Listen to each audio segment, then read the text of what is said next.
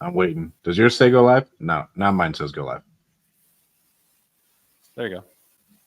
All right, sweet. All right. We have the master, Steve Trang, back on today. Steve, I want to start off by going over some of my KPIs with you. Let's do it. All right. Lead data. Let's go KPIs. Last 2 weeks have been fucking hard. I'm not going to lie. 4th of July week was tough. I mean, that makes all sense. 4th of July week was really tough. And then it's just been hard to get people onto the phone. We were actually talking about that coaching call this morning, right? Like this is the time of year where it gets harder for a month, right? You think so? Yeah. I mean, think about yourself. If you weren't doing this challenge, would you be in Fresno right now? Actually, no. I would be. I usually travel all of June and July. So like, this is the reality. Is like everyone's like taking their breaks, taking their vacations, or whatever. Like, even myself, like I made a promise myself a long time ago. I broke it, but I made a promise to myself that I was never going to be in Phoenix in July. You know, like, and then our kids. I have year-round school, so our kids literally start school tomorrow. What?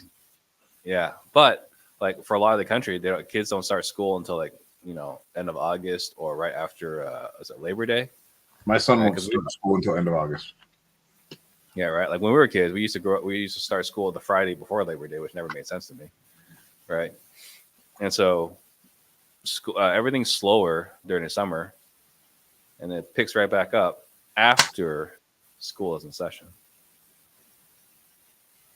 Man, okay. Let me go over these KPIs because I had to go over them this week and I didn't necessarily go over them. We have, let me see. I'm going through this real quick. For the month of June, we had 60 offers off of 264 leads, and I think we had 20 contracts. July so far, we have 198 leads and 38 offers. Okay. And then where's our contract data? And then I would say I've been overwhelmed with the amount of fucking lead flow we have to where I'm hovering right around 100 calls a day. So 300 total calls. You're doing 300 calls a day? Yeah, 300 total calls a day. If you like, because if I'm at 100, everybody gets triple dialed. So that's 300 total dialed. Right. So I'm about 300 total calls. But then, like, let's say I get calls in the morning. Then after that, like, I'll have fires after 11 to where I need to. Yeah, I mean, I think 300 calls a day is really good. If you don't have a team. No, I'm hiring on more reps next week. Yeah, I mean, that's remarkable. Like, I would say it's nearly unheard of to be at 300 while doing all these other things. Because I know you're doing like creating content, doing podcasts. I mean, other people jump on. It's a lot, bro. It's a lot. 300 is a lot. That's really impressive. Shout out, big props to you. Thank you. I'm built for this shit. Thank you. Yeah. We got to blow the challenge out of the water. Today we had a fire for an hour to where we were going to close today. And then the tenant says, no, I need all of my money. And then I'm not moving out for 2 weeks. So I had to get I had to do like a holdback agreement set up for an hour, get the tenant on board with what that needed to look like, blah, blah, blah, get the buyer on board to where that was like my call time. Because I'll usually from like 11 to like 1 or 2, I'll go to the gym or go on a walk, get a workout in, shower, eat lunch, and I'll do whatever admin stuff I need to do. Then I'll hop back on the phones for the rest of the day. But then that ate up another hour because Kalani does Dispo for us. Mm-hmm. And she was talking to the seller for whatever reason because we got mixed up. And that took an hour of like getting the agreement signed and like making sure I could walk her through getting everything done. So the tenant said they didn't want to move out until they got their money, and even then they wanted 2 more weeks? Yeah, so, well, he was like, essentially said that I promised him a 30-day holdback. And I was like, I don't remember promising you a 30-day, like, be able to stay in the property for 30 days afterwards. Like, usually it's like 2 weeks. We're not doing 30 What days. State? Illinois. So that's a tough state for evictions, right? Yeah, it's a blue state, so it'd be like tough. Yeah. Okay. But your buyer signed off on it? Yeah, we got everything done. Cool. Done. So we're good. But that just took up an Yeah. hour. Where that's going to be an hour. Even an hour is still pretty good to get through that situation. An hour is not too bad. All for a measly $6,000. That'll be our first deal that closes. So for everybody who says leads close fast, I have learned with this, it is 60 days. It's going to take you 60 days from like start to finish on average. So you're doing a lot of Lead Zolo. All Lead Zolo. Shout out Lead Zolo. They've been an amazing partner. Okay. So I would say Lead Zolo 60 days. I mean, that's great, right? I think it really comes down to the lead source, like TV and particularly PPC. Is those guys open a little bit PPC. And PPC, YouTube. It's not quite PPC. It's a lot like PPC, right? But it's not quite PPC because they didn't search for it. They did a search for it, and then the ad came up on YouTube subsequently. Yeah, I'll give you that. So there's not as much insane high intent with it. Yeah, but I mean, 60 days. Yeah, I think 60 days is reasonable. I mean, if you're doing like Facebook, right? Like it could be longer. Direct mail, it could be long from when you. Direct mail is a year to make money, bro. Yeah. So yeah, like I think 60 days. I think it's fairly reasonable. So yeah, I'm with you, right? You're not gonna jump in and start making money in 30 days. No, and that's been frustrating. I would say the hardest part, bro, because I'd love to hear what your novation pitch is, because we are doing only novations moving forward.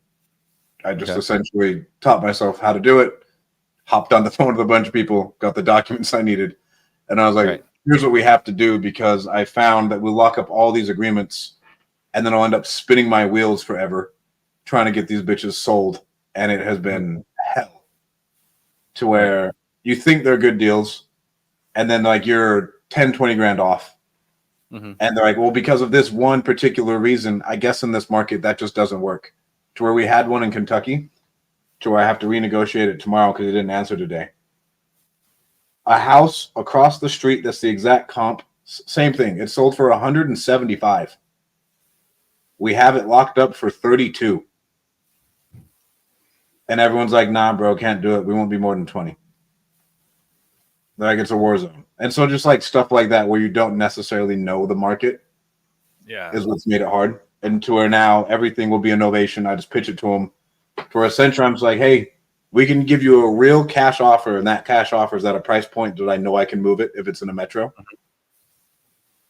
Or we give them a little bit more. That's essentially the real wholesale price at with a novation pitch. And I just present them both at the same time. Okay, so pitch me. Hey, Steve. So generally, here's how it goes. We went and we looked at the market. Similar properties like yours are selling for cash in this range, and that's an anchor, right? I talked to the team, and we have two options for you. Option one would be cash as is. It'll close in about 30 days, and that'll be $100,000. Or we have option two. It's still as is. We're going to have to be able to pre-market the property. We're not going to be the exact buyer, but it's still going to be an as-is sell. If any repairs come up and that the other buyer needs, we're going to take care of those. That'll just take us about 60 to 90 days. The only thing that really changes on your end, because we're still going to need access regardless, is just going to be the amount of time you wait. Which one sounds good to you? How much am I walking away with on that one? 120. 120. So I get 20,000 more. You get 20,000 more. Okay. All right. So I think that's pretty good. I think one thing that I would definitely remove from your line is homes like yours. It triggers defensiveness. So Stratton, I deal with people like you all the time. Like, how does that feel?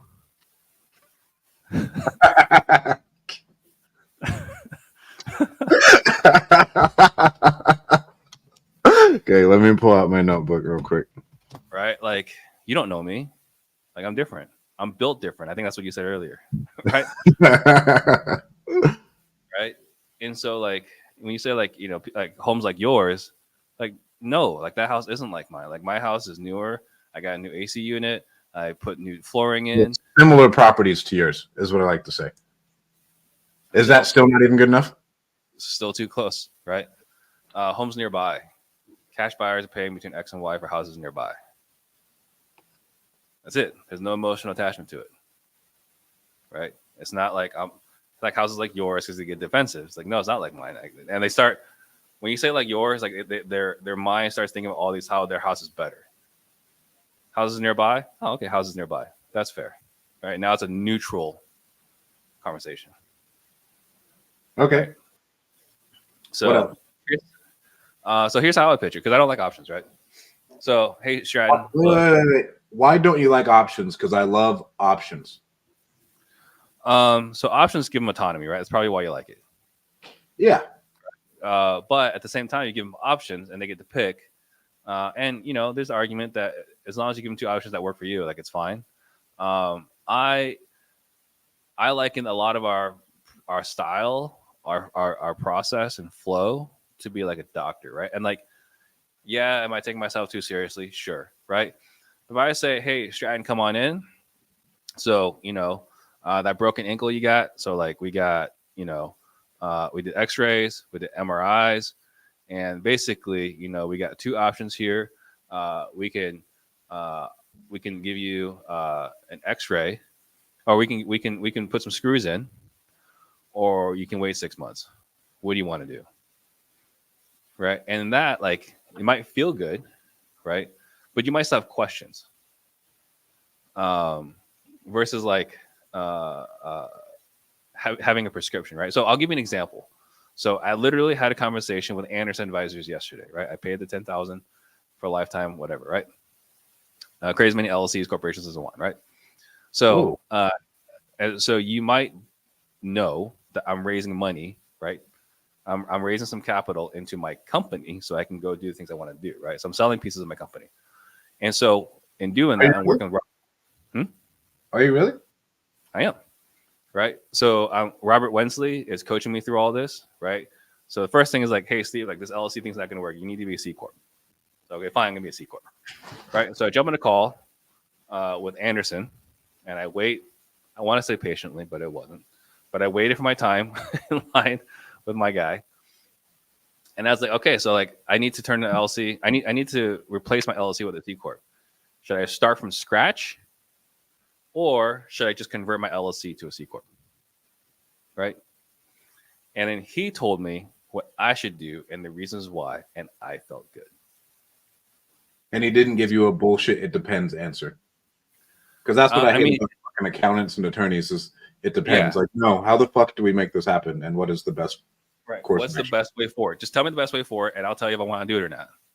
Right. Or you can give me pros and cons, but like the whole deal, like giving people options, right? Because like the whole creative way is like, all right, we can pay cash now, we can give you some money now, or we can give you or you can carry the whole note, right? Like which one do you want, right? A, B, or C? Like a lot of creative guys teach this, right? Mm-hmm. Older school, not the newer guys, but the older guys is how they teach it. And you got a homeowner who's don't know how to say this. They're just not as sophisticated, right? So like you give them the options, like what are they going to do?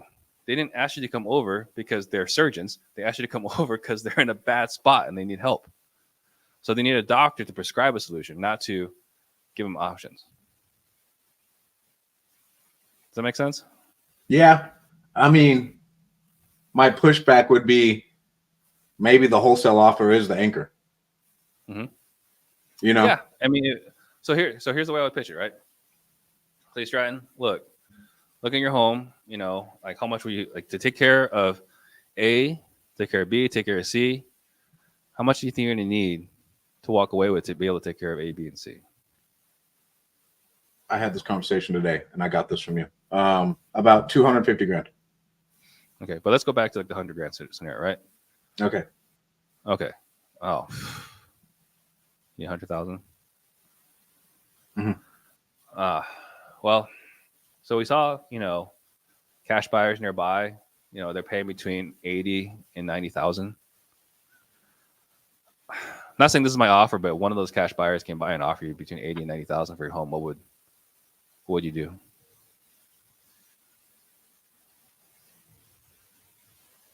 I'll say, Okay, like what are the terms of it? I mean, how fast do you want to get your cash? Tomorrow. Tomorrow?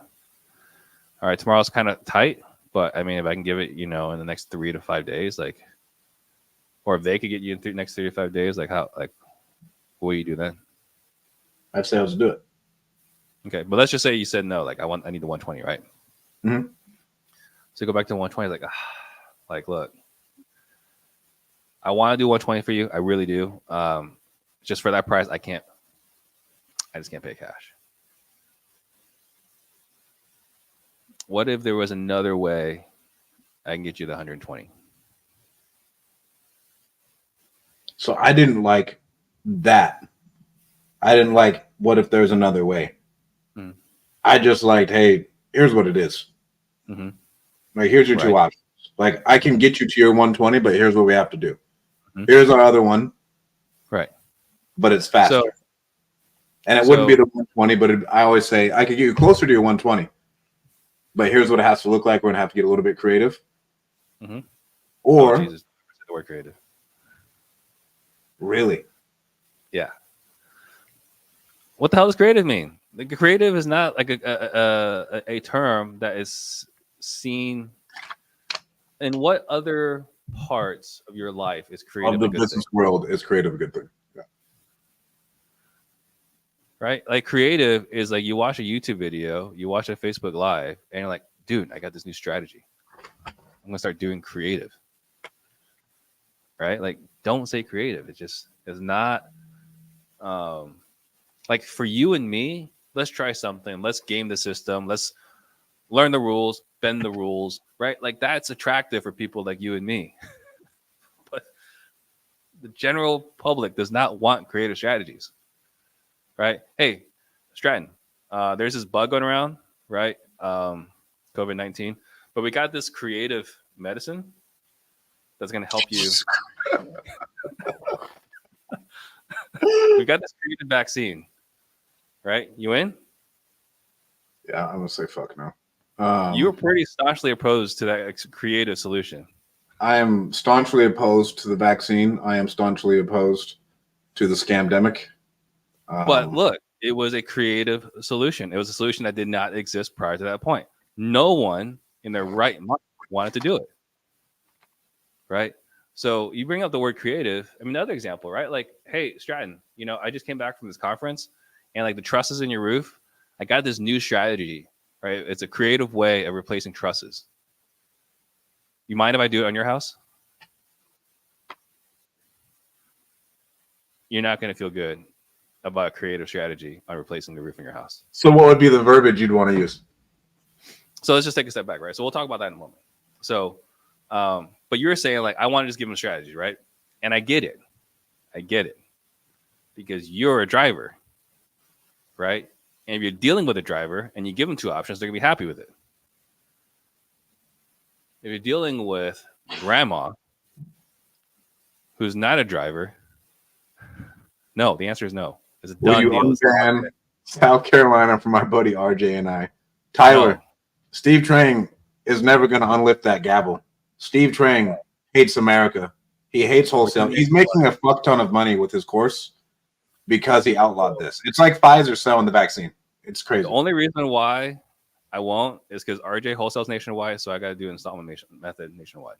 Right? Like, it's all about RJ, right? It's so anyway, it's so obvious. Right. Right. So we go back to the we're talking about the autonomy, right? Like, you're talking about the grandma. Like, giving grandma two options, she's gonna buckle under the pressure, right? Whereas, hey, what if we could do this? Now, I get that you're not excited about it, but what if we could do this? Gets you into pretend land, right? In pretend land, your body cannot understand the difference between what's real and not real. So I'll give you an example, right? I'm not a horror movie guy. Are you? No, not at all. Okay. So let me think of some other examples. Like, because that's the best example I can think of is, like, you watch these movies, like you watch this ghoul, this demon come out of a TV with the hair black, right, from The Ring, right? Like, the ghost isn't real, right? Or 28 Days. I remember watching that, right? Like, they're not going to eat you. but man, your heart doesn't know. No. Your brain knows, but your heart doesn't know, right? And so the idea is like, well, what if there was a way where I could pay you that? Like, what would you be interested, or would you like to, like, or what if there was a way I could pay you that? Like, what is it? But I don't ever want to. I never give people what they want, and it's bit me in the ass a little bit. But I'd rather it bite me in the ass at the beginning than bite me ass later on. How's it bit you in the past?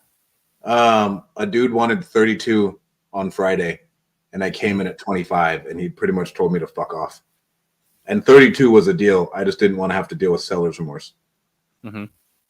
Yeah, I mean, you can come in like, what if, again, like 32, like what if we could do 30?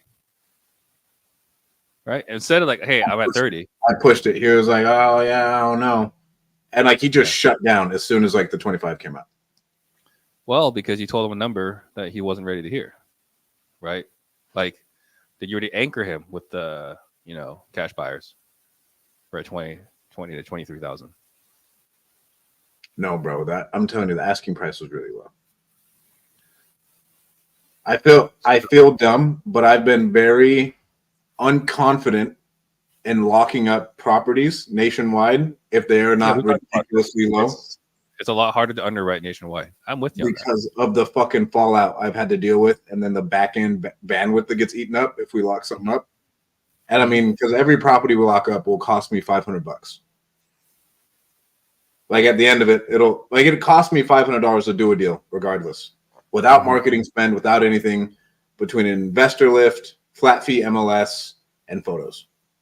Right. Yeah.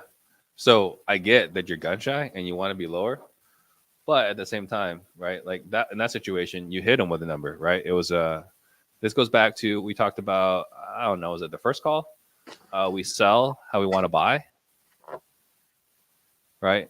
And so your direct style is how you buy. But right, you're a maverick. Most people aren't mavericks. So it could offend people, particularly the stable people, right? The high S people, with the direct style, right? Because like you might not understand this, and I'm not being like facetious here. Like you just might not understand this, right? But there are people that are afraid of conflict. No, I get it, because like the conflict thing, I have had to deal with not being afraid of conflict as a business owner because all my life is just conflict. And it's just terrible conversation after terrible conversation. And I've had to grow into being okay with uncomfortable conversations every day. Yeah. Like I put off renegotiating on deals because I didn't want to have to deal with the conflict of it. Right. Yeah. But the conflict I'm talking about here, I mean, it's similar, right? But the conflict I'm talking about is like you talk about grandma or these older people that, or, that people that are nurses or teachers or whatever. They're uncomfortable with directness, right? Like, if you can't soften it, you're going to push them off. That's why I like that. What if we could do 25? Like, I don't know, like 32. I put him with that at the first call though. I pinned him with that before the offer's made. Right. So like today I was like, so what if I could get you close to that 150? And then I want to hear them like process it, think it over, talk it through. And then generally they're going to give me a bottom line number out of that too. Like today he was like, if I could get, and it doesn't always happen. He was like, it can't be anything below 130. Right. And he just throws out like essentially his bottom line number. He was like, but if I could get like around like 140 to 150, I would be really happy. And the house is probably worth 275. And so I was like, okay, like that's a number we can work with. It'll be a great innovation for us. But then we had to, and we'll talk about this later, he is fixated about talking to his daughter before moving forward. And she's a doctor and he says she's really smart. And I could not get around it. I could not talk him out of it. He was like fixated on talking to her first. Well, sorry, back to your train. But yeah, no, that's basically it, right? Just my point about like, hey, what if we could do this versus like, here's our offer. Because it also does another thing too, right? Because like, and I heard you talk about your KPIs, like here's how many leads, here's how many offers we made. But remember, like our philosophy is not about making offers. Our philosophy is buying houses, right? Like making offers that we believe will get signed. right? So how many quality conversations do you have? How many negotiations did you have? Right? How many houses did you lock up versus offers? Because offers, you're gonna hit it. You might hit them with some really low numbers, but if they don't reciprocate, I mean, you lose rapport.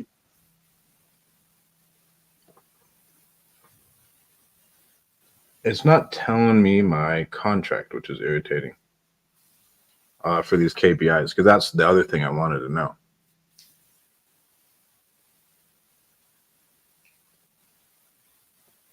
Maybe set this filter for you so we can have that.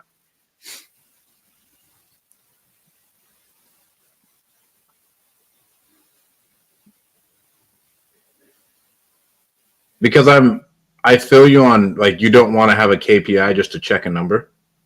Mm-hmm. But I like having the KPI knowing how many offers we had just so we know.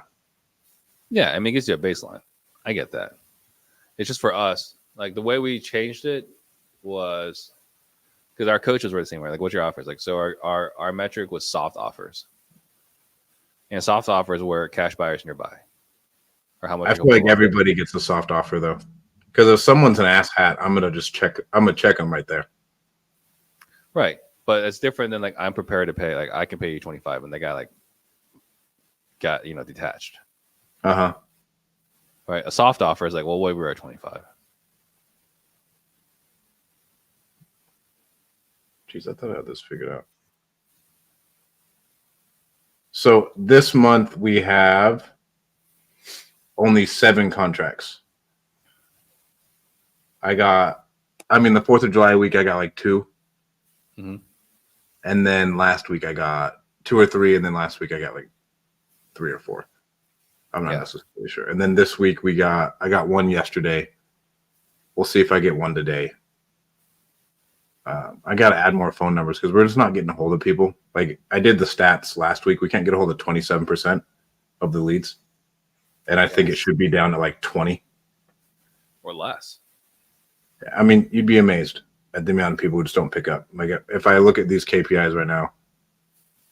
And all right. Saying, like with their skip trace, right? That makes sense, right? Like even like 40% or more. But like these people willingly gave their phone numbers. Bro, and these people willingly do not answer or respond, and we harass them for whatever. We have 83 leads in our 7 days of hell, 129 no contacts. So after like a week, we can't get a hold of them. So we talked about this in a coaching call this morning. Do you open any loops? What do you mean? So you know what an open loop is? No. So an open loop, right? Like, you're when you're scrolling TikTok or Instagram Reels or whatever, or even like a YouTube video, right? It's like, here are the 7 things that you want to know to close more sales in 2024, and you're not going to miss number 7, right? And you're going to watch the whole damn video to get because I fucking 7, and it's disgusting. Right. It's an open loop, right? Like there's a reason why every influencer does this, right? And so leaving a voicemail, I was like, "Hey, Stratton, this is Steve. I'm giving you a call back. Giving you a call about your property on 123 Main Street. It's really important you give me a call back because that's the full voicemail." I don't like leaving voicemails. Well, I generally don't either. But if you got a 27% non-response rate, I think you got to switch up your strategy. Fair enough. But I don't do it on the first one, but maybe after the second and third one.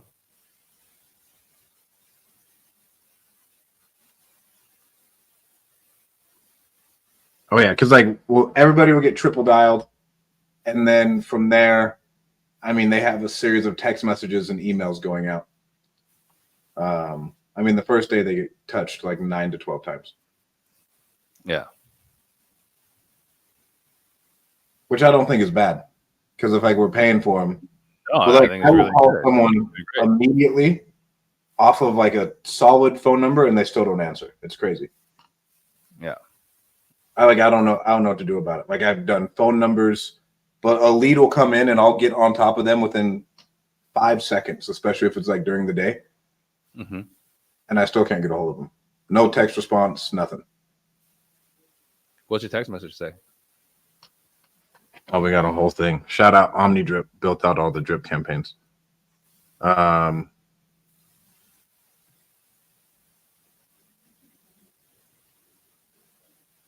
Hey Brian, this is Stratton. Hey Brian, this is Stratton from Easy Fast Offers. We specialize in purchasing homes in the Cambridge City area, and I noticed you expressed your interest online in an online form. Sorry, my eyesight's getting really bad. With one of our partners. Let's talk about the offer we can make for your property. When's a convenient time for you to talk? Would you read that text message? Yeah, I read every text message. Do you? Yeah. I don't. So anyway, uh, where I would simplify it. So let's go back to, and this is getting super philosophical and nerdy, right? Why are they selling their houses? I would say they want to do something, and they're looking for convenience. Is what the ad. Mm-hmm. I'd say the ad portrays convenience over anything. Right. But at the end of the day, what is their outcome? What is the desired outcome? To sell the house. Sell their house. Why? To make money, or get out of the situation they're in. To get money, right? So, hey Stratton, this is Steve. You were looking to get some money for your property on 123 Main Street. How soon were you looking to get it? That's probably as far as I would go on a text message.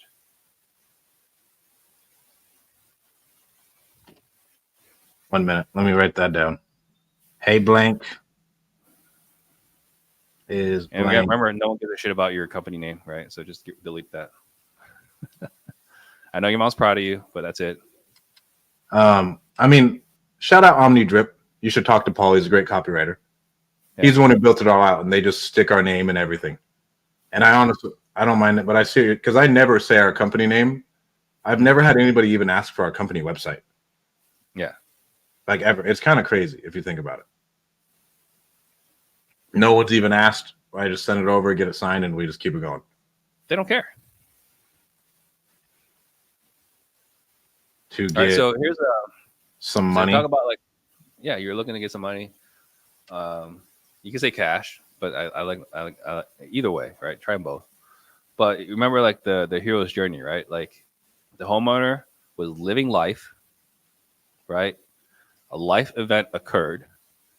We don't know what it is, but a life event occurred that now they need money to fix this problem. And the only way they can get their money is selling their house. So like we talk about, setting expectations, beginning the appointment, what it sounds like is, hey, Stratton, homeowners in the past want to know how this process works, how much money they're going to walk away with, and when exactly they're going to get their money. It's very focused, that conversation about how much money, when they're going to get their money, right? Mm-hmm. That's what the core, like the function of what they have, right? Has nothing to do with the house. It's just they want money in their pockets. Yep. So for me, if I was manually texting, that's probably my text message. I mean, I can build out a bunch of variations of that and just see which one works the best. Yeah. Because I think, our first, we're just not getting what we want out of it. And I need to know why. Because that's what, but at the same time, I would say if I wanted to maximize those no contact leads, I'd need 2 more reps with the amount of leads I get a day. Because I would say 50% of the reason that we haven't been able to get a hold of them, I'm not working them good enough. So not to necessarily, plug my own stuff, but hang on a second. Let me pull up a URL here. You might enjoy. Bro, I'm in your sales program, and I don't even get emails about when they are on Wednesdays, by the way. Yeah, we need to fix that. When I looked at it, I haven't reached out to you. Your email address is wrong. I've been meaning to reach out to you about that. No, you haven't. No, I've been meaning to. Let's see where this is. All right. AIbookedcalls.com. Oh, wow, bro. Look at you. Is that a chatbot? Mm-hmm. So AIbookedcalls.com. So we had Brad Bone on the show this past Sunday, and he has his program. And I think he said he unlocked $300K in revenue from just his AI It's an AI bot. Resimply does have an AI built into it. Mm-hmm. I just haven't unleashed it. Yeah. Because we have what I have right now is for every single outcome on a call, I have about 30 different drip campaigns I can put it on.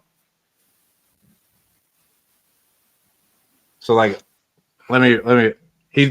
Paul is awesome, and I loved this for this exact reason. So if I go here, activate drip campaign. Is this Paul the compo? Yeah. Cool. Good dude. So I have one for like the initial one, no appointment, no offer, vacant, landlord, missed appointment, selling delayed, landlord, selling delayed, owner occupied, novation, creative seller finance. They signed with someone else, offer declined, fixing themselves, offer too low, landlord, offer too low, owner occupied, offer too low, vacant. And then we have web form lead and some other stuff that I don't necessarily use. Probate, multi-state foreclosure, deal close, testimonial request.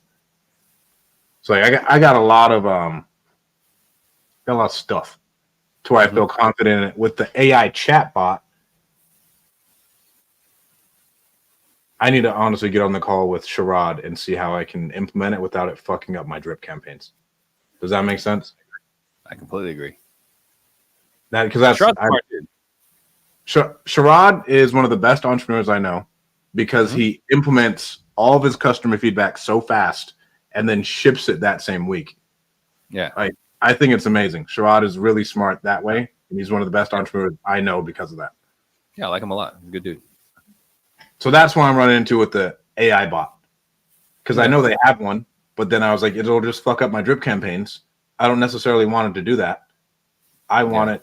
I want our people to respond and this and that. But I don't know. You see how that's like kind of like an open loop that I can't close.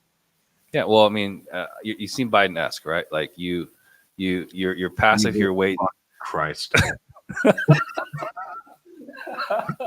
I'm trying to send out this text message because I'm doing this podcast wearing a Trump shirt at 7:00 at night, and you say some fucking shit like that.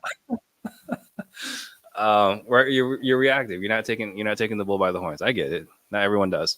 But you probably should have a conversation, right? Like if your issue is genuinely right, 27% non-contact rate, then I think you should have that conversation with Sherrod. Because he's a brilliant dude, and I think he can, help you close that gap. No offense, bro. How dare you call me fucking Biden-esque? Like out of all of the things.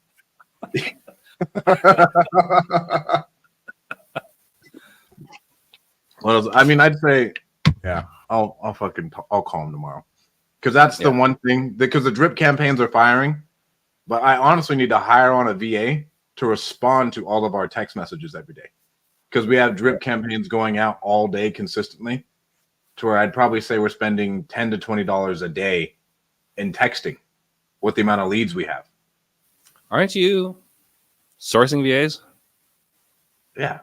I mean, bro, you should see the amount of time I don't have with the amount of leads. I told Lead Zolo, like, hey, let's slow down the lead flow. I don't think I'm going to capitalize on it good enough.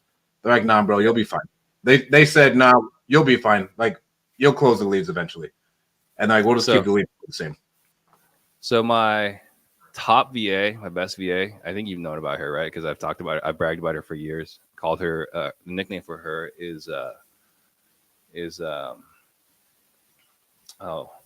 damn it. What's the guy, the robot in Terminator 2? I don't know. I didn't watch him. Yeah, I know. You're so young. I envy you. But anyway, like she's sharp as hell, right? And so she's like, I want to start my own agency. I was like, okay, as long as it doesn't take away from like what you're doing for me, that's fine, right? And so I was gonna say, hey, like you can talk to her, but I was like, wait a minute, you source VAs. Yeah, like we source VAs. For me, it's just implementing them into it. Yeah, I mean, like it's tough, right? You're trying to, doing 300 calls a day with everything you got going on. It's, like I said, super impressive.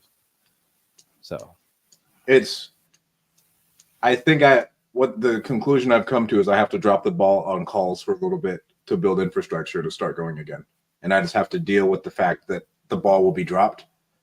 But then that way we can pick back. We're gonna have to take 5 steps back, and then we'll be able to build back up to it again. Yeah. So let's go back much earlier in the call, we were talking about creative, right? You're asking You're right. like, You're right. and What so was the you're asking, verbiage what I wanted? What was the verbiage I could use to like, hey, so I have two different options for you. hmm? Um, Well, I told you what I would do, right? So, oh yeah, so like, just finishing the innovations conversation, like, what if there was a way I could get you 120? And you're like, and I, and for and me, before you stomped all over it, right? Like, let's pretend you were a normal homeowner. Like, what if I could get you 120,000? I mean, I'd be open to that. Okay, so all I would need is some time. You have to sign some paperwork today, some more documents in a couple of days, and then you don't have to worry about another thing for another 90, 120 days when you get your money. You say 90 to 120? Yeah.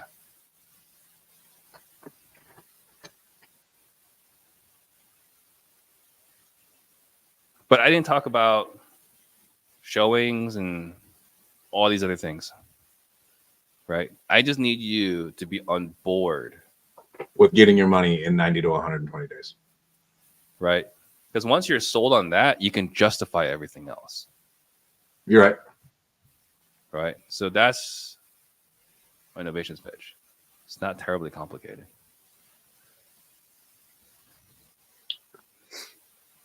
Right. So, man, like, 80 to 90. No, I need more than that. How much do you need? 120. Like, oh boy, I don't know if I can do that. Well, what if there's another way I could do that? Well, how would you do that? Well, I just need some time. All right. 920 days. We could do that. What happens next? You won't have to lift a finger between now and then, right? Until you get your money. That's it. Right. And then once they're on board with it, all right, here are the next steps. How does Brewer go for his? Do you know? Because I read we did a whole video about it. Right. It's pretty long, right? And it's excellent. The difference is, and there's no offense to you here, right? Eric is very charismatic, right?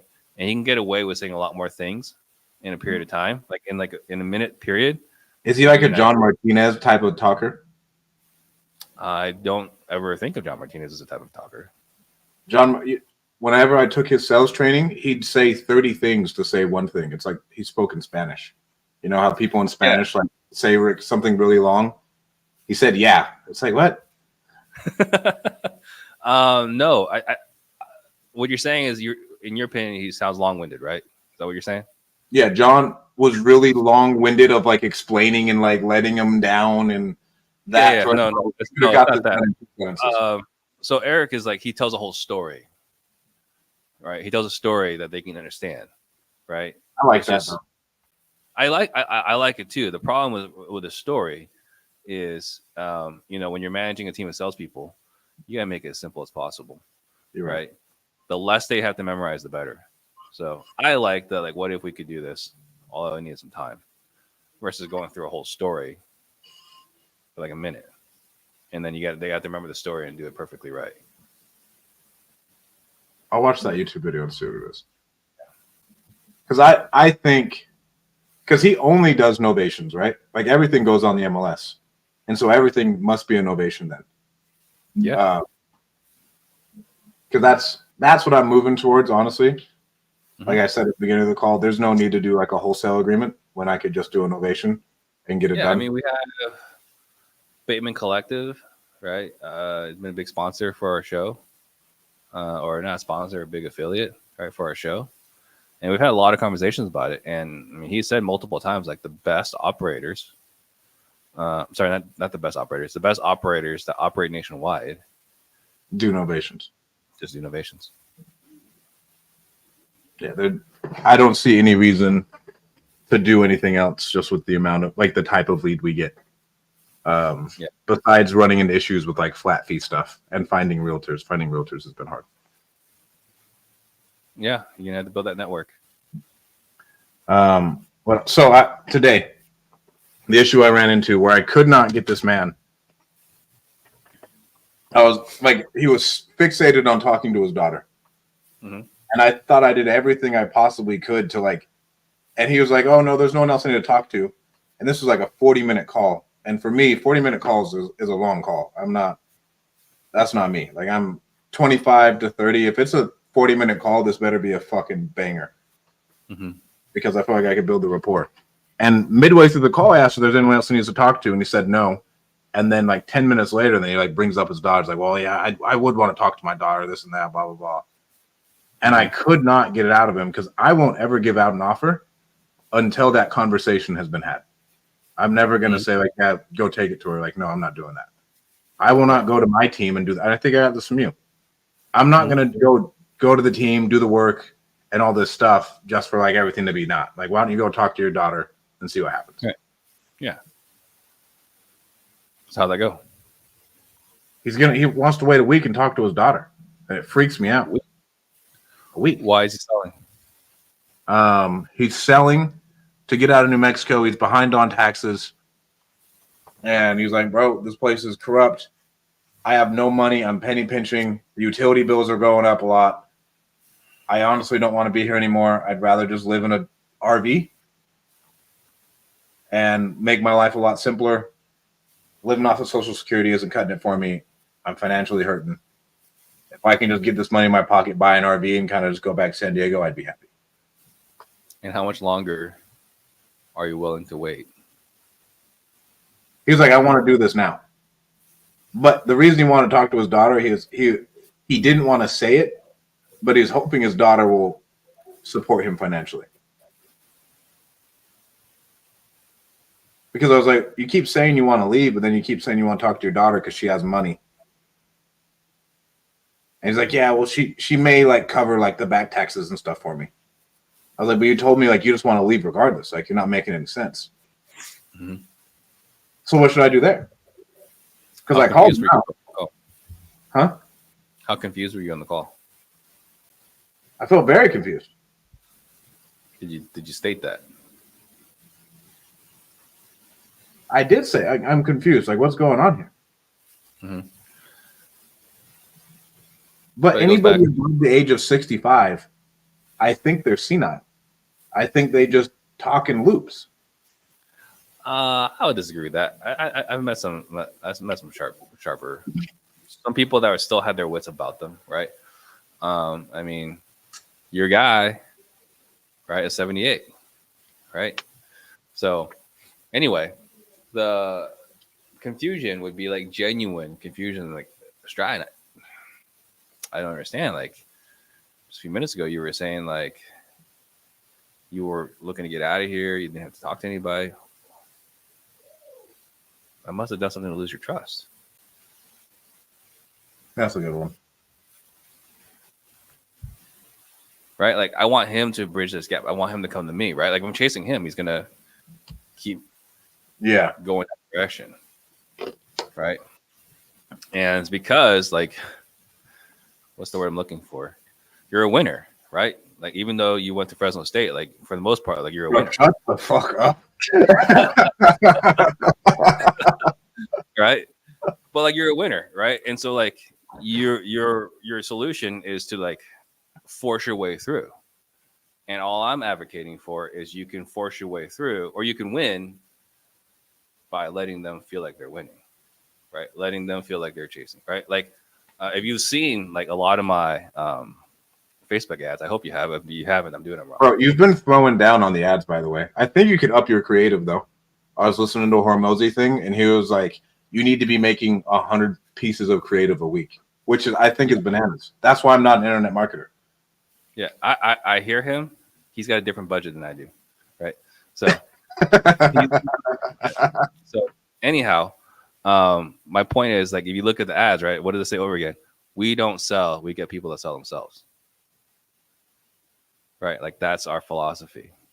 And so if it's like if I'm telling you like I don't understand, like you were saying earlier, I need to be more confused. Do you think I could have closed it if I would have done that? Because that was the last objection. And I usually don't run into a lot of like time objections or third party objections. Potentially that could have solved it. The other thing too is like, hey, look, like it sounds to me like Stratton, the only thing that's stopping you and me from working together right now is a conversation between you and your daughter. And I said that. And I was like, when can you get her on the phone? Well, yeah. If the guy's like, yeah, that's the only thing. Great. Here's what I can do. I can put this thing here that says that our agreement is subject to approval from your daughter. And if he doesn't go along with that, then it's like, well, you just said like the only thing stopping us. Like, I must again be missing something. And then we just keep going down and fucking pruning. He Yeah. felt like a runner. Like he felt like a very he felt like a Joe Biden undecided person.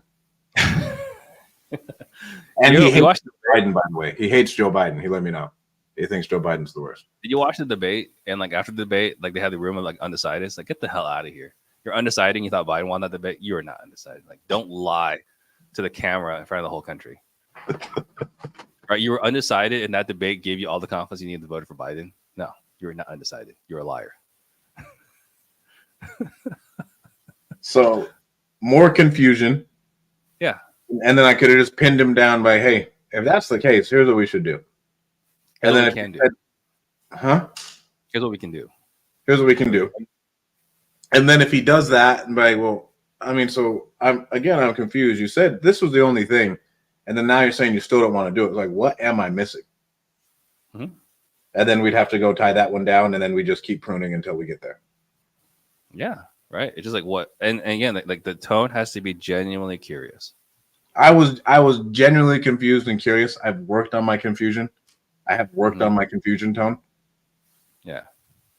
Just, pretend you're Biden at 10 p.m. Like, that's the tone we're looking for.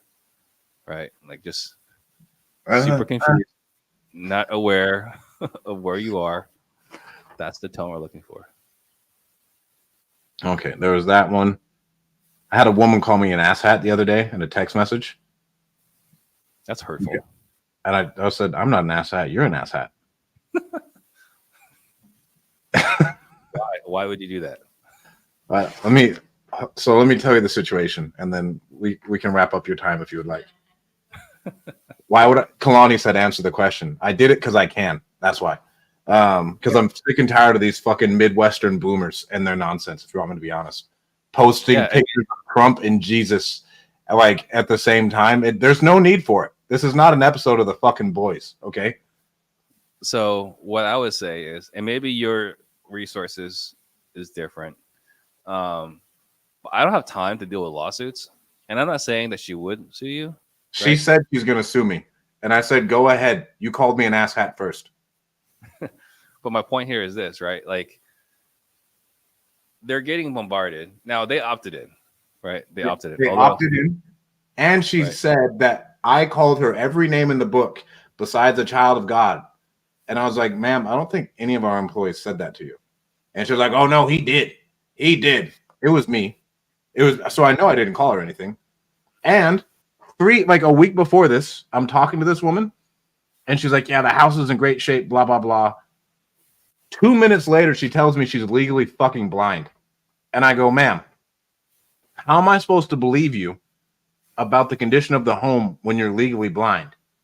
She's like, well, I just can't drive. I was like, ma'am, that's not going to work for me. Like, we got to do something. I hear everything you're saying, right? So the reason why I like to leave everyone in good terms is because the ones that sue you are the ones that you're like, F it, and you decide to like blow some steam off of them, right? Like, that's the reason why I want to leave everything in good situation. Not because I'm a nice person. It's because the time I had to deal with is later on, the consequences, right? It's like, I mean, I don't know who's watching this, but like, what's the term? Post-nut clarity, right? It's like afterwards, like, what did I just do? Right? And now you have to pay for this for the next 18 years. So you're not wrong. Right? You're in the moment, you're feeling good, you say this thing, and then later on you're like, why did I do this? And when you get served the papers, I'm not saying she will, right? I'm not saying she will. She said, I'm going to sue you. Well, I get that. She talked to her attorney. She's like, my attorney said I have a good case. I said, sue me. My point is, somebody will follow through And then when you get served, that's going to put you in a different mood, in a different situation in the future, right? Where you don't want to be in a bad mood. That's all I'm saying, right? Like it will come back at a later point to bite you. So I'll always leave things in good terms, not because I'm a nice person, but because I don't have the time to deal with this nonsense later on. I'm so fucking petty, Steve. I'm so. I hear you, right? So here's the thing. You're 28? I'm 29 now. It's disgusting. 29. All right. So here's what I was thinking about this the other day, right? Here's where at my point, right? The season in my career, here's what I figured out. There's a skill that no one talks about. Well, not very many people talk about, right? We talk about sales, marketing, leadership, finances, right? Operations, right? No one talks about resource allocation, right? No one really talks about that. I had time for it, Steve. I had time for it. I had time for the interaction. It was, right. I have time today. Like I have time today. I'm sitting here doing something. You haven't had time to talk to Sherrod, right? You don't have time to talk to a VA. Like it was 5 minutes. It was 5 minutes. You're resource restricted, right? Not wrong. So yeah, like I said, at this age, what I'm learning now is like no one talks about the importance of resource allocation. Right? How much time do you have set aside for this? How much money you have set aside for this? How much energy you have set aside for this? How much attention do you have set aside for this? I feel like everybody talks about that, bro. It's just shiny objects. I don't think it has been the crux of entrepreneurship for me. I don't think they talk too about much it. effort in things. I don't think they talk about it with the right weight. Right? It's like they say it. I don't think they appreciate it. Right? It's like as you get older, some of these things, right? Like here. You were a safety? Yeah. Right? So you knew, right? Like the quarterback's eyes, right? Like Pop Warner. You knew if the quarterback was looking a certain way, he was throwing the ball. Right? Like that's exactly where the ball's going. Right? And at what level did you learn that just because the quarterback's looking that way doesn't mean he's throwing that way? College. Right? And then so like there's levels to this. So yeah, you understand it now, but do you really understand it? And that's what I'm saying. Like I understand it at a different level now than I've had up till now. Okay, I'll work on my pettiness. Listen, you got all the free time in the world, and you go do whatever you want. You got time to deal with nonsensical people suing you, you go for it. Oh. I just don't have time for that crap. I couldn't handle it. What other things that like hiccuped me? Whenever I don't go through the whole script at the beginning if I don't get a price that I want. Mm-hmm. Right. So like when I ask them like how much are you looking to get out of it, and they're at one point, and then I'll just ask them straight away, what's the reason you're even interested in selling? And then if I get something good, then I'll go into the script. Right. And like set the stage and everything else. But if I get we don't call it that. What do you call it? Set expectations. Sorry. Oh, sorry.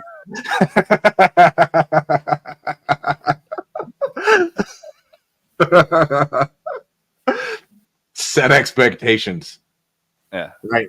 And do you see anything wrong with that? Because I feel like I'm pretty good at determining whether or not there's any meat on the bone. I think it's okay if you do it.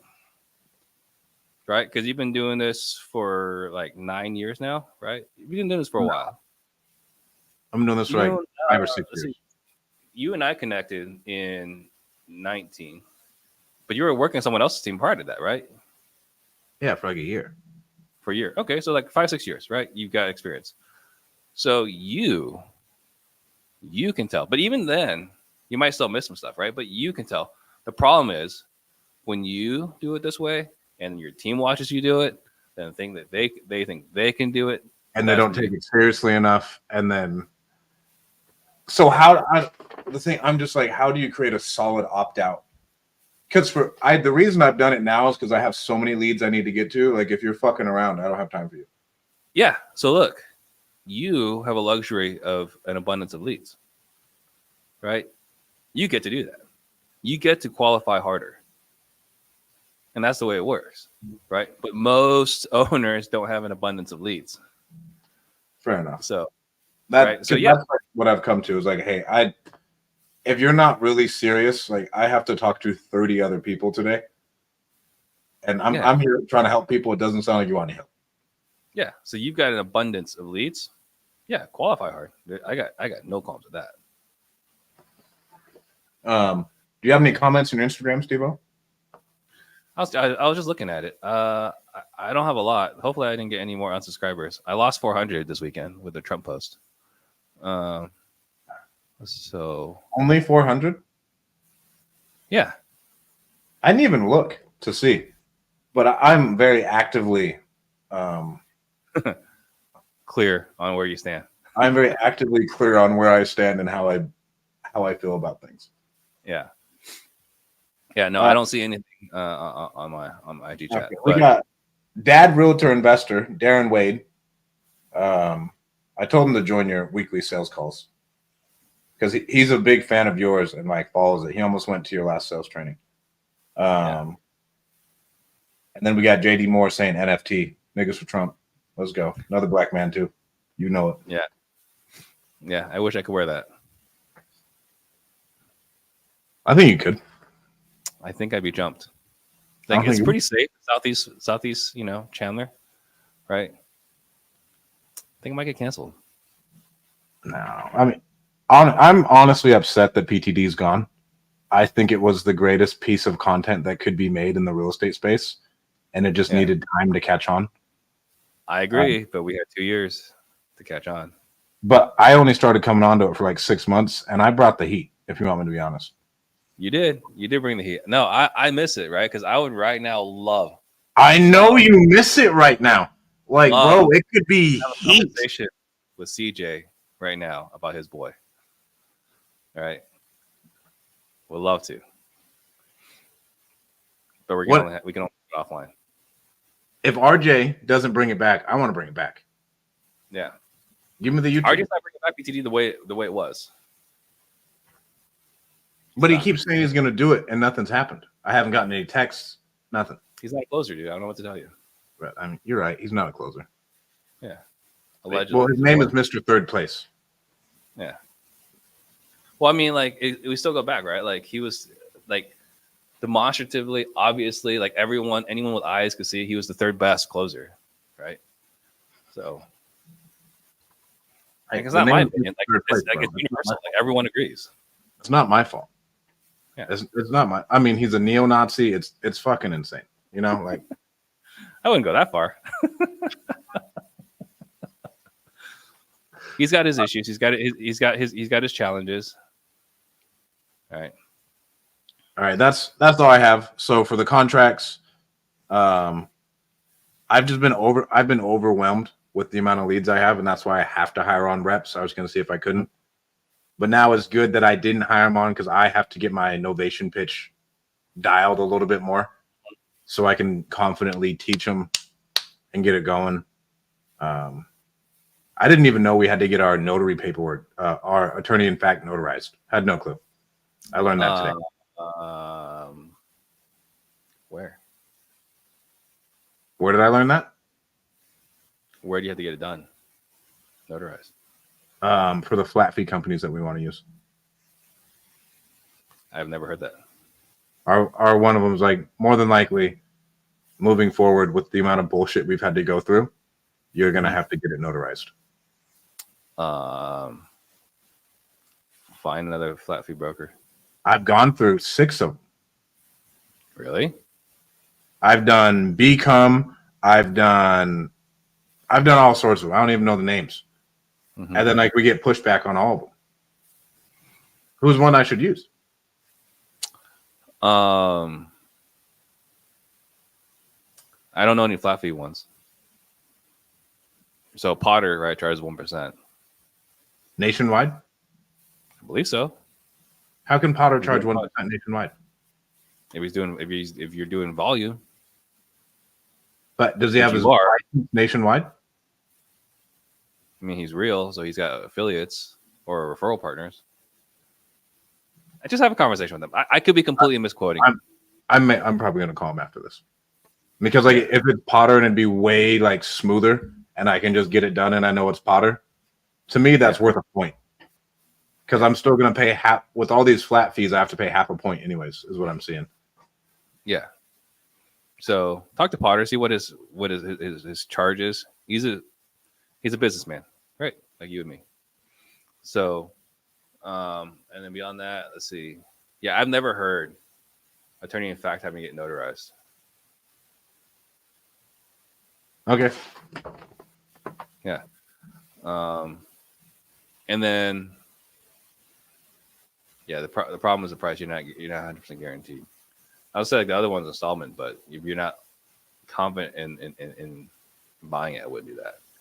So No, that's the other like because I don't want to do that with the amount of like transactions we're gonna be doing. mm-hmm. If it was in Fresno, California, I'd do it, or in Utah, I'd do it. But most of our stuff is Florida, South Carolina. Hey guys, by the way, we can still wholesale. I circumvented Steve Trang's laws, and we are still actively wholesaling in South Carolina. Yeah, say it loud, say it proud. Everyone that's doing it, you notice no one's like I do it. No one's posting it on social media. Everyone's low key doing it. All right, so I have one more question for you. Before you go, so if you're doing Southeast states, have you talked to Top? Who's Top? Nico Sharma. No clue who that is. He's another flat fee broker, Southeast. See, I thought you were doing like nationwide. I am doing nationwide, but lately we've gotten a ton in Texas and Florida, and then we'll get you're doing Southeast Carolina. Yeah, I can't talk about the other states, but if you're doing like Southeast, then like Nico's, I think is like in like 6 or 8 states.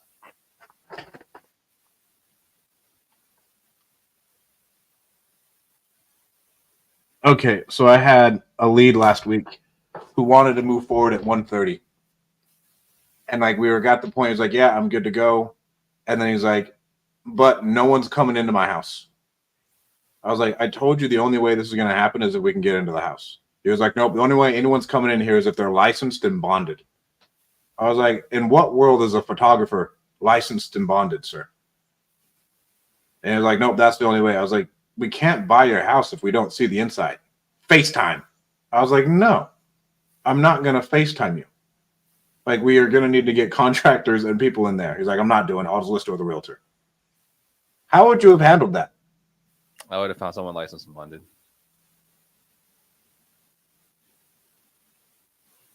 I would just agree to it and found someone that was licensed and bonded.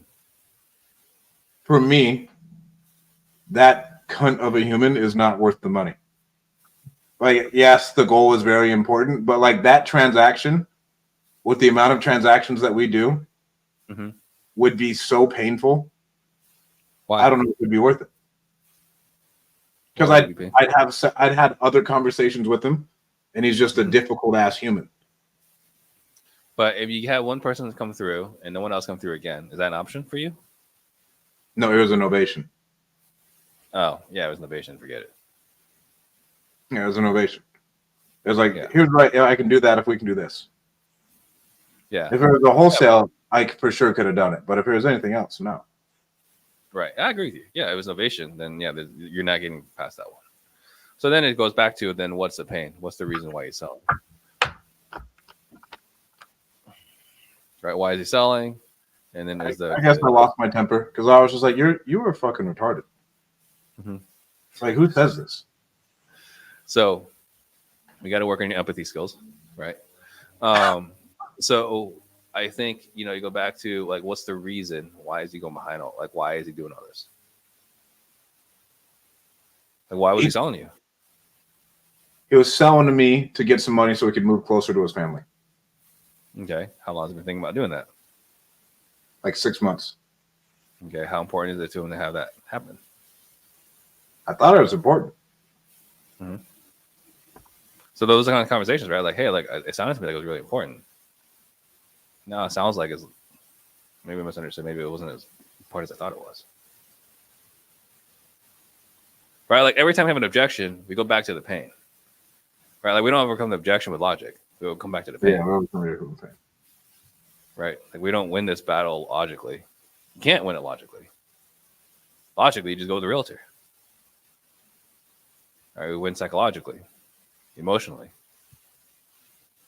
I don't know. Like, have you never had to deal with someone like that? To where it's like, bro, this is not worth. I know you've had clients where you've been like, this isn't worth it, bro. We got to cut ties. all the time. But I never lose my temper. It's always like, yeah, this isn't gonna work. I didn't even lose my temper though. I was like, honestly, man, like there's no way this is gonna work. Like if we so can't, I'll say that, right? But again, it goes back to tone, you know, and it might be hard for you to adjust. But I was like, Stratton, like with everything you're asking for, I just don't think I'm gonna be your buyer. and then what if he says you're not? All right, so it's over. Yes. All right, so okay, well, I'm sorry we couldn't make this work. Now that it's over, like you were saying, it's really important you to be close to your family, but think about it for a while. Like, what is your plan now that we can't? I'm gonna sell with a realtor.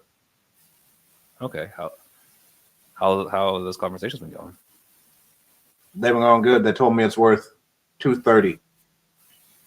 Okay, so when earlier you were telling me it was really important to work with us because you wanted A, B, and C, maybe that wasn't as important as I thought it was. No, I'm gonna eat it. I'm gonna deal with it. And if I'm gonna go through the bullshit, I'm just gonna go through a realtor. Legitimately, this is the conversation that I had. Sure. Yeah.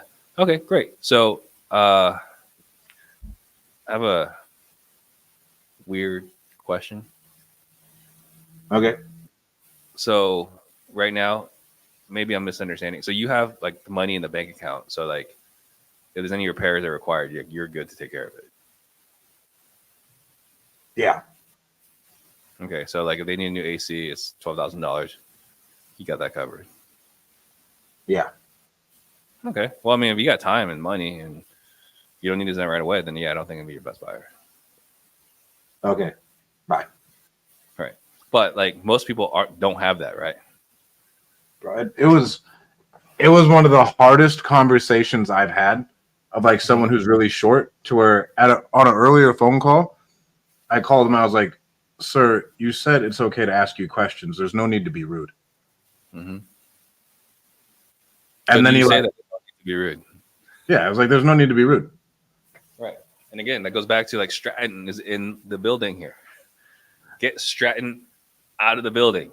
Get Stratton out of the appointment. You're an actor. Don't know. You're an actor. I would train my rep to say this. What's the way you should handle that if a dude's being a cunt? Hey, I don't appreciate the way you're talking to me right now. It feels like you just don't see any value in talking to me. Fair enough. Right.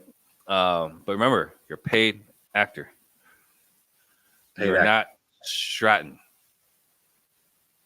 All right. Stratton can say NFT on Instagram. Right. The guy that's buying a house is a paid actor. Let's see, who is it? Is it Michael B. Jordan? Is that who everyone wants to be these days? Yeah, Michael B. He's a hot dude. Yeah. No homo. Yeah, you're Michael B. Jordan on the phones, right? Or I don't know. You could be Matthew McConaughey. You probably want to be Matthew McConaughey. Bro, shut up. Or Giovanni. What's that? Giovanni. What's that other guy's? The guy that's in Boiler Room. I've never even seen Boiler Room. Oh, you have to watch Boiler Room.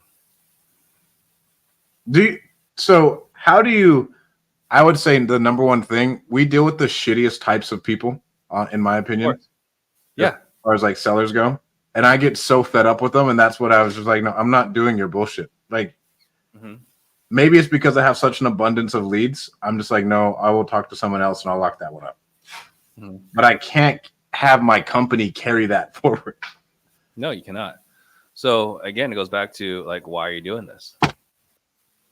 Right? Are you doing this? And we had this conversation before, right? Like, are you doing this to be a model for your son? Right? Are you doing this to create a case study, be an example? What are you doing this for? Right? And you have to remember that reason, not the feelings you have when you're pissed off at the homeowner. Right? As a higher purpose. I just say people are retarded. People are retarded. And dude, that's the population. Like can I have a picture? I'll be gone when you.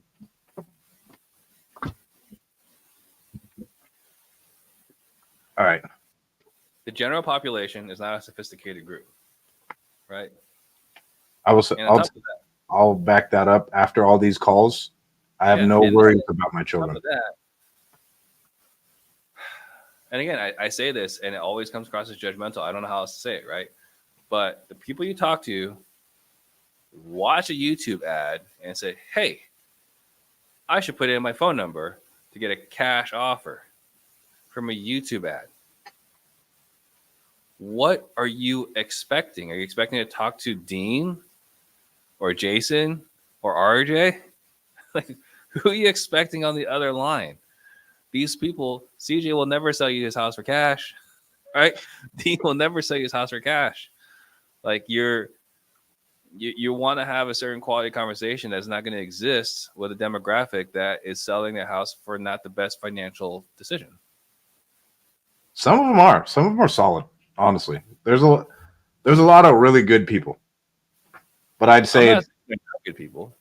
I'm just saying that the type of demographic that you are talking to and who you draw in for your business model, yeah, this is what you're going to deal with. you gotta remember, who do we advertise to, right? If you're advertising on TV, you're advertising the same people that watch The Price is Right. That's your avatar. Who has the? Have you been? Have you faced? Was it mesothelioma? Yeah, right. Have you or your family members been hurt by mesothelioma? That's your avatar. Like, get rich quick from an attorney. Like, you can't expect like high quality, high caliber conversations that are rational and logical.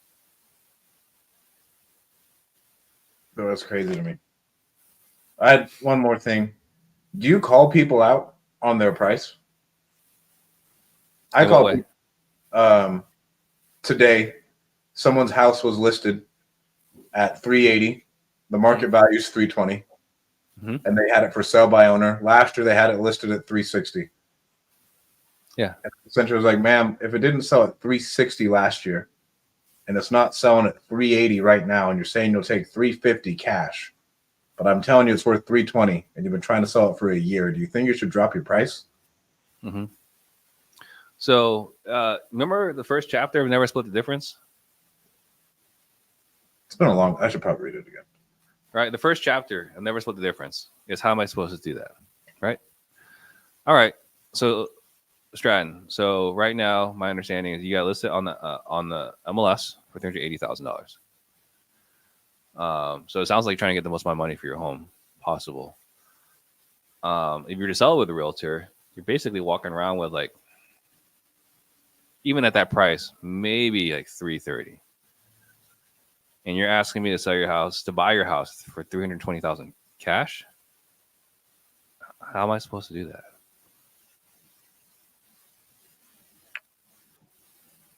That still never goes well.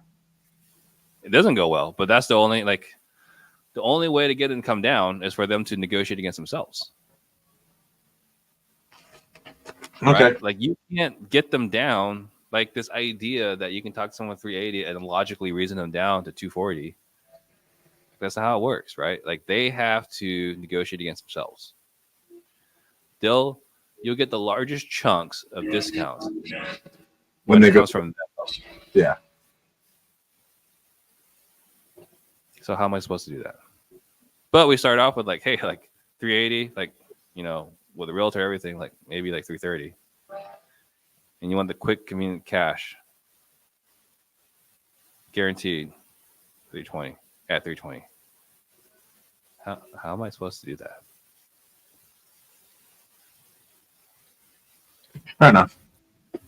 Yeah. Fair enough. So that's how we call people out. This has been a great call. It's been a while since we had one. Are you going to be back in America for a while so we can continue these coaching calls? Yeah, I think so. I mean, honestly, when you texted me this morning, I didn't know how this was going to go because like I've been sick all day. I actually got some soup at lunch at 2 o'clock. You got double pink eye or something? Huh? You got double pink eye? Could be, right? Like I cut out caffeine 10 days ago, and I cut out sugar 4 days ago. So I think my body is just going through withdrawals. It for sure is going through withdrawals. It for sure is going through withdrawals. So like you just eating meat and vegetables? Not a lot of vegetables Just meat? and fat. So essentially steak and avocados. Yeah, chicken, cauliflower. But yeah, How you feel? And so you feel like trash? You have the keto flu is what you have. It's going to be another week. The keto flu is just a headache, right? And dehydrated, right? And you can't think straight. No, like I legit like have to take a Sudafed, right? Like my nose is clogged. Damn. So, but it's all good. Like I said, I'm glad I could be here. I was worried when you texted me this morning. Like, can you do this? Like, let's see. We'll find out. We'll find out at 4. Okay. Next week, I'll have calls for us to go over too.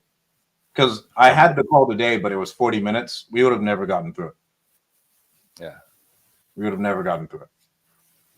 Yeah. I mean, here's what we do in our training, right? We require people, we suggest to people that you write down these after every call, right? Here's what you should put in your CRM, right? It's like, why are they selling? Where are they going? How soon do they need to be there? How much money do they need? Why do they need the amount of money? What happens if they don't get the amount of money? Right, that's 6 questions. I think what happens if they don't get the amount of money is the one I probably miss out on the most. Right. So you look at those, and then after that, we can have a call review.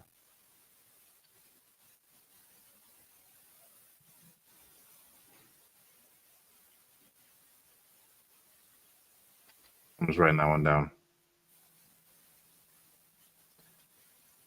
One thing I've struggled with your script is it's not super scripted. Yeah. And so I start after the initial upfront agreements, let's say that, I just start free balling it with pain questions. Yeah. That's fine, right? If you're free balling. I guess the thing is to remember is what's the problem? Why is it happening? How's it affecting everyone around them? How do they feel about all that? Right? Yeah. Ultimately, how do you feel about it? Right? So what's the problem? Why is it happening? How's it impacting everybody else? How do you feel about all that?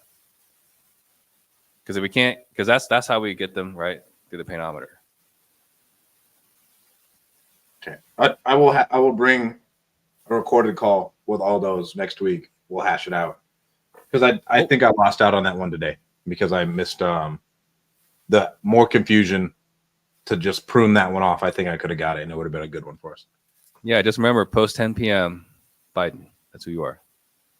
All right. Sunset. What's it called? Is it called sunset? Yeah, when the It sunset. is called Sunsetters. A client, like someone who we were talking to, has it. Like my mom has this. We need to get rid of the house. Yeah. Yeah. So you gotta be Sunset Biden. Sunset Biden. All right. That's what we're gonna call it in our training. All right, Steve. Where can people find out more about you? So on Instagram at steve.trang or closemoresales.com. That's where we got our book, we got our scripts. I think everything you're gonna need to start closing sales faster. All right, guys. Thanks for tuning in. Don't forget to check out Resimply, tryresimply.com. Best CRM in the real estate space. I think it's better than Left Main. That's all. All right, guys. I'll talk to you soon. Peace.